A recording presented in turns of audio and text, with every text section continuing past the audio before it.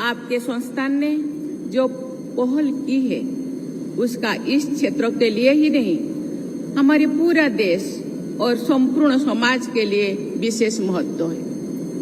मुझे पूरा विश्वास है कि इस महासम्मेलन में भविष्य के लिए ऐसे समग्र कार्य योजना बनेगी जो देश के जनजातीय समाज को राष्ट्रीय प्रगति के प्रमुख भागीदार के रूप में सशक्त करने में सहायक होगी।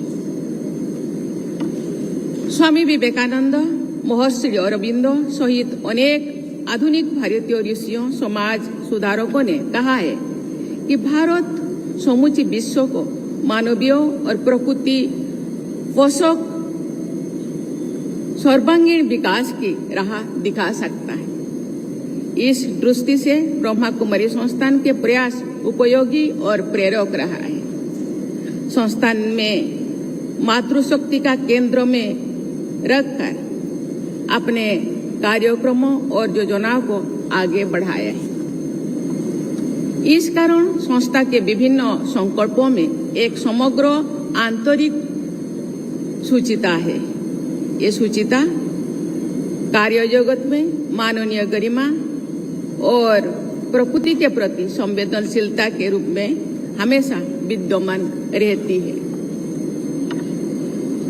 उपभोग की संस्कृति और संस्कृति पर आधारित आज की तेज भागती दुनिया में समाज के हर वर्ग की आध्यात्मिक सूचिता बहुत महत्वपूर्ण हो जाती है।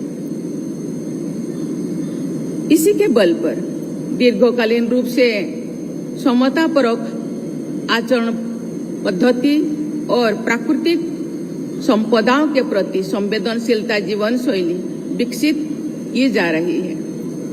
आज के तनाव और युद्धों से त्रस्त विश्व में इसकी आवश्यकता अतीत के किसी भी कालखंड की तुलना में और अधिक हो गई है। इसीलिए इस सम्मेलन तथा ऐसे प्रयासों का महत्व और भी बढ़ जाती है। जनजातीय समुदाय की जीवन शैली सहज रूप से ही अध्यात्मों की मूलभूत प्रेरणाओं के निकट होती है। हम जनजाति को आदिवासी कहते हैं, कोई उनको वनवासी कहते हैं।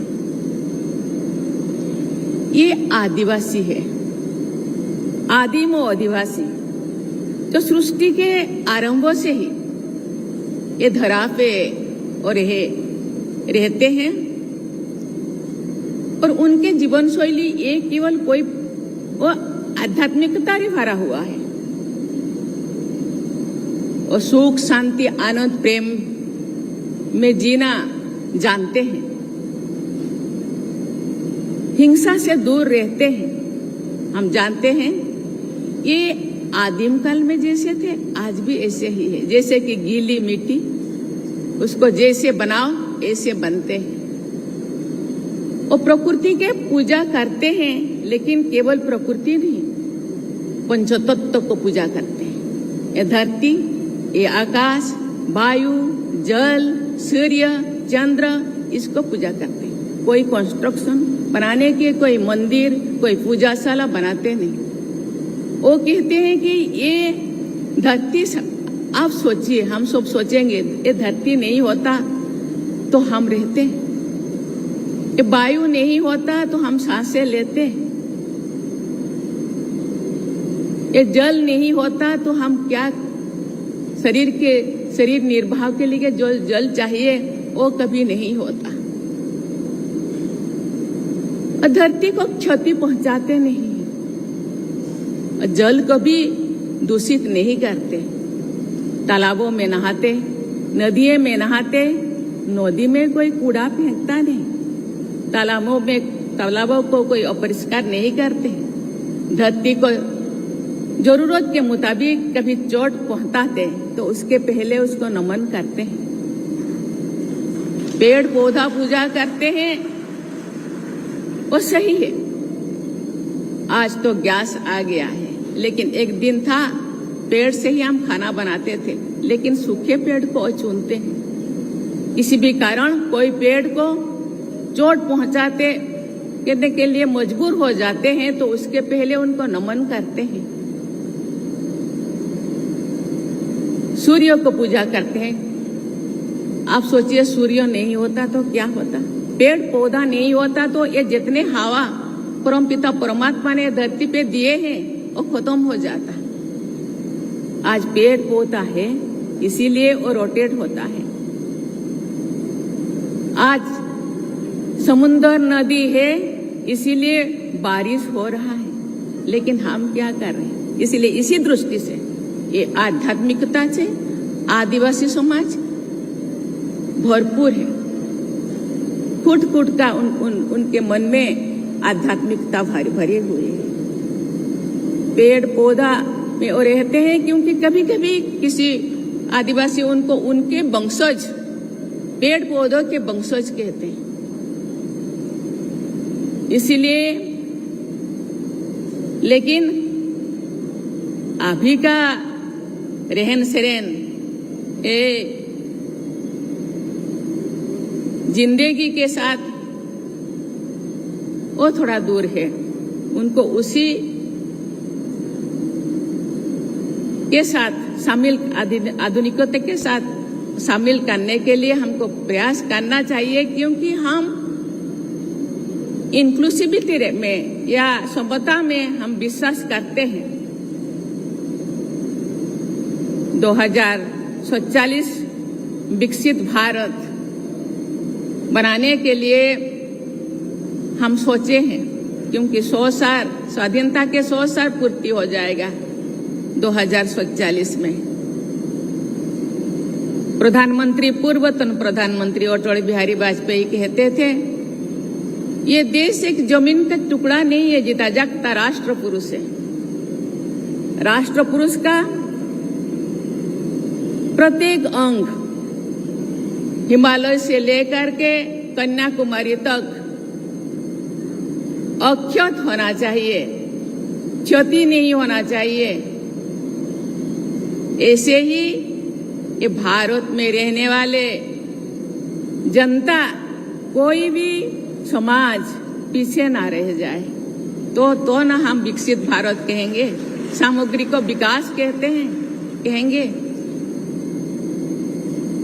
वो आध्यात्मिकता से भरपूर है, मैं तो बार बार कहती हूँ, लेकिन कुछ चीजें मैं गीली मिट्टी भी उनके साथ भी तुलना की, कुछ चीजें कुछ लोग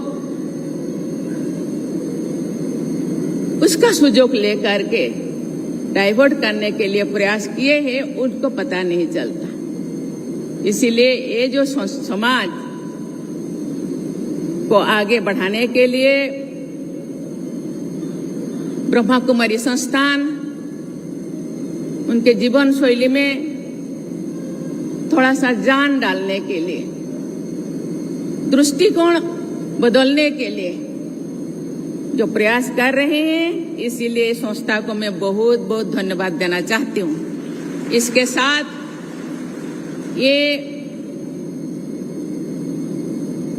राज्य के सरकार को भी मैं धन्यवाद देना चाहती हूँ।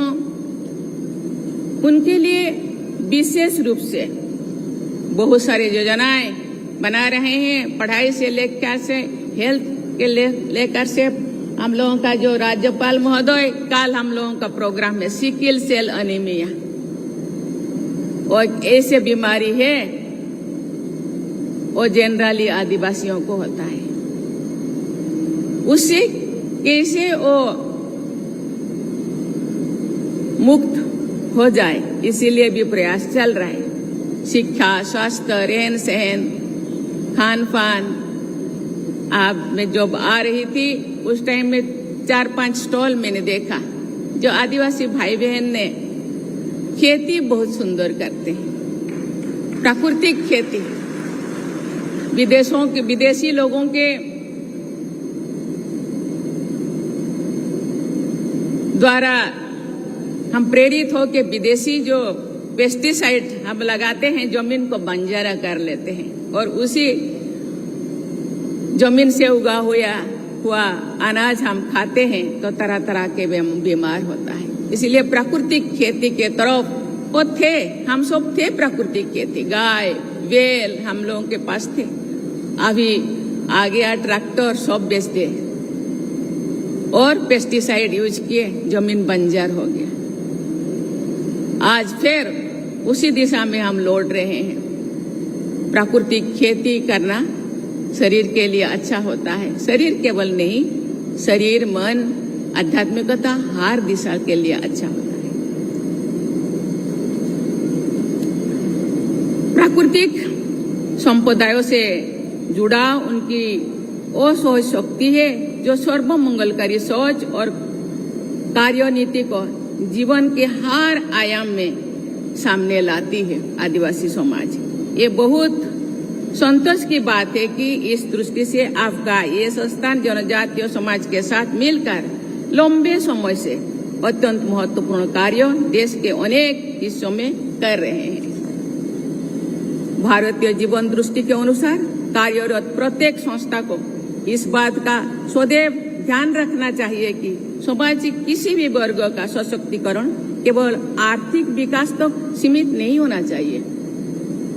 वास्तविक सशक्तिकरण तब होता है जब व्यक्ति आत्मविश्वास, आत्मसम्मान और जागरूकता के बल पर सामाजिक दायित्वबोध के साथ अपने कार्य क्षेत्र में सक्रिय होते हैं। आदिवासी समाज आत्मसम्मान के साथ जीते हैं और किसी को कुछ बोलते नहीं अपने प्रॉब्लम।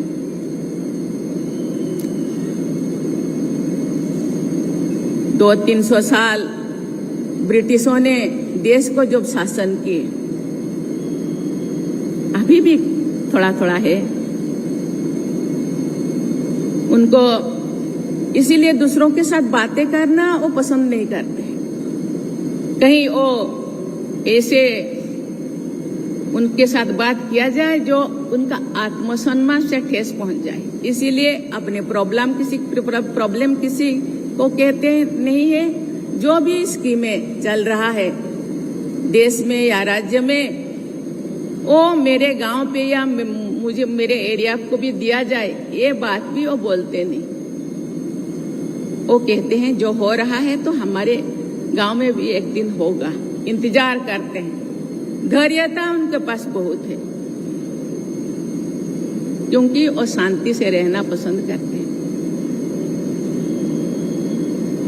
आध्यात्मिक जागृति व्यक्ति को उसकी आंतरिक शक्तियों का अनुभव कराती है और साथ ही इसे सकारात्मक सोच को जीवन के उच्च आदर्शों के साथ और जोड़ते हैं।